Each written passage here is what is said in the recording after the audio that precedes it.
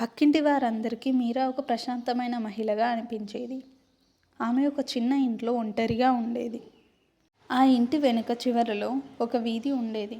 ఆ వీధిలోకి ఎవరూ రారు, ఎవరూ వెళ్ళరు. రాత్రి అయితే ఒక చిన్న బల్బు వెలుగు మాత్రమే కనిపిస్తుంది. కానీ ఒక్క విషయం అందరూ గమనించారు.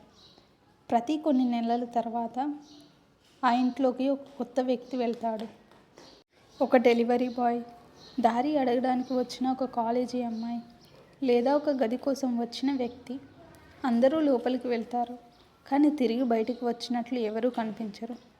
ఆ చుట్టుపక్కల ఉన్న వాళ్ళందరికీ అనుమానం వచ్చింది, కానీ ఎవరూ ఆమెను అడగలేకపోయారు. ఎందుకంటే మీరా నవ్వు. ఆ నవ్వు నెమ్మదిగా ఉంటుంది, శాంతంగా ఉంటుంది, కానీ అసహజంగా ఉంటుంది. అది చూసిన వాళ్ళు తమ ప్రశ్నలని మర్చిపోయేవారు. అది అలా ఉండగా కావ్య అక్కడికి వచ్చింది.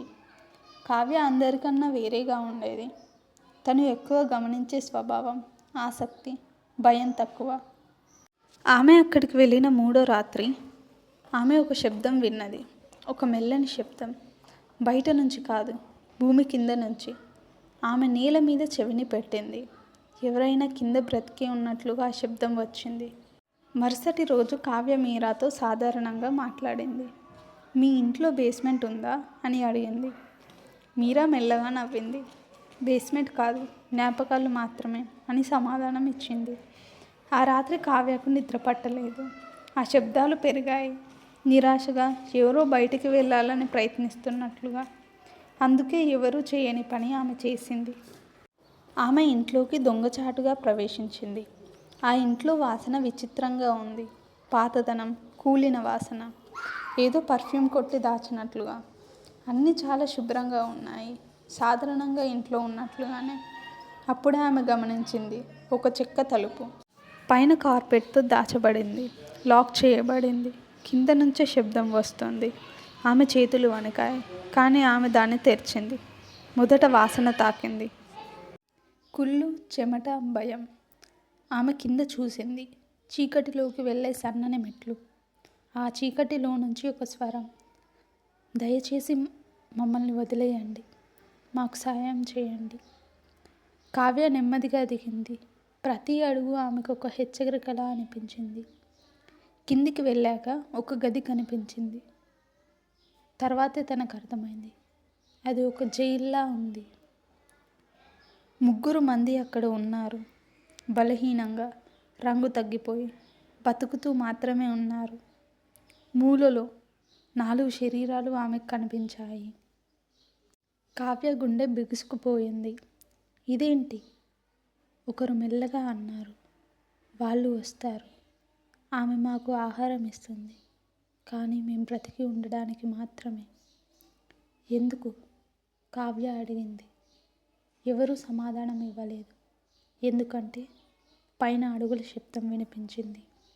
మీరా వచ్చింది. కావ్య ఒక స్తంభంలా నిలిచిపోయింది. బందీలంతా వణికారు. ఆమె వచ్చింది. ట్రాప్ డోర్ దగ్గర అడుగులు ఆగిపోయాయి. నిశ్శబ్దం. అప్పుడే చప్పట్లు. మెల్లగా. ఆసక్తి చాలా ప్రమాదకరమైంది కావ్య. ఆమె స్వరం శాంతంగా ఉంది, చాలా శాంతంగా. కావ్య తిరిగి చూసింది. మీరా మెట్లు దిగుతోంది. చేతిలో ఒక ల్యాంప్ ఉంది. ఆమె నవ్వు అలాగే ఉంది, కానీ కళ్ళు మారిపోయాయి, ఖాళీగా ఉన్నాయి. నువ్వు ఇది ఇంత త్వరగా కనిపెట్టాల్సింది కాదు, మీరా మెల్లిగా అంది.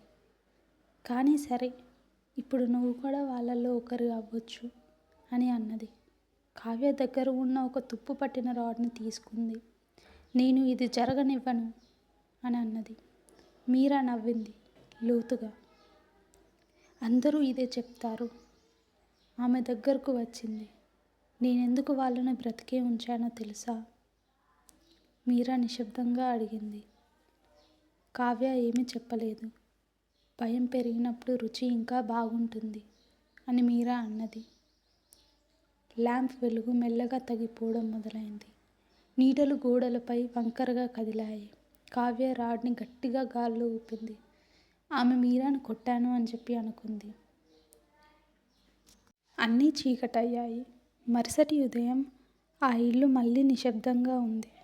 అరుపులు లేవు, చలనం లేదు, ఏమీ జరగనట్టుగానే ఉంది. రోజులు గడిచాయి, వారం దాటింది. అప్పుడే ప్రజలు గమనించారు.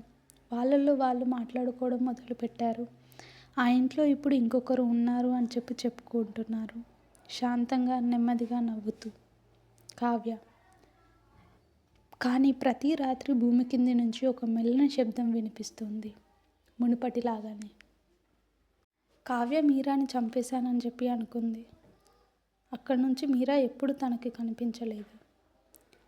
కావ్య ఇంకా మీరా లేదని చెప్పి అనుకునే లోపు మళ్ళీ కొన్ని రోజుల తర్వాత భూమి కింద నుంచి, బేస్మెంట్ నుంచి మళ్ళీ శబ్దం రావడం స్టార్ట్ అయింది. అయితే ఇప్పుడు ఆ శబ్దం ఎవరు చేస్తున్నారు కావ్యకు అర్థం కాలేదు. ఈ కథ ముగింపు కాదు, ఆరంభం మాత్రమే. పార్ట్ 2 కావాలంటే కింద కామెంట్ చేయండి. ఈ వీడియో మీకు నచ్చినట్టయితే, అలాగే మరిన్ని ఆసక్తికరమైన వీడియోస్ కోసం ఈ వీడియోని లైక్ చేయండి, షేర్ చేయండి, అలాగే సబ్స్క్రైబ్ చేయండి.